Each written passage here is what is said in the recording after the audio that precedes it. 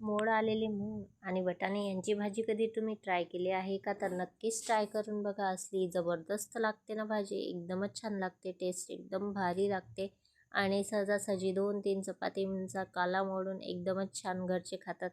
आता बघा गॅस आपण मोड आलेले मूग आणि वाटाणे हे छान धुवून घेतले. एका साईडला आपण गॅसवर कुकर ठेवला, तेल घातलं, जिरे घातले आणि मोड आलेले मूग वाटाणे आपण टाकून दिले. हळद घातलं, त्यात मीठ मिक्स केलं आणि छान 1 ते 1.5 ग्लास पाणी आपण टाकून दिलं आणि कुकरचं झाकण मस्त लावून घेतलं. आता 3 ते 4 शिट्ट्या आपण करून घेतल्या.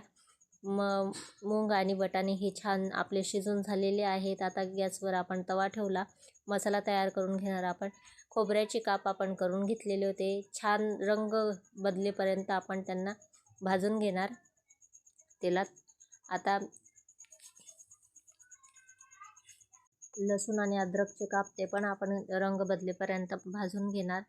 आता कांदा घेतलेला आपण उभा कापून घेतलेला आहे. छान तो पण रंग बदलेपर्यंत आपण छान त्याला भाजून घेणार.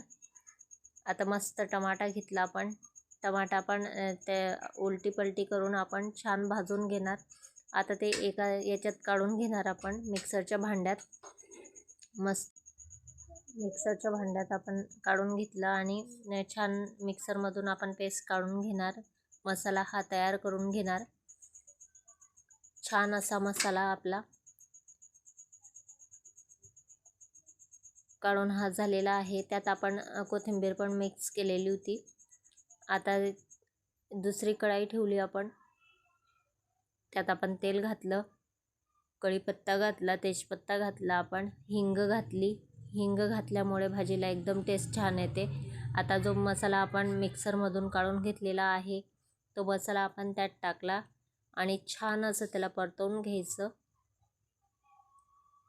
घरात छान खमंग वास सुटेपर्यंत हा छान मसाला मस्त परतवून घ्यायचा. आता आपण त्यात चटणी, हळद, धनेपूड आणि घरातला मसाला घेतलेला आहे आपण तो मिक्स केला.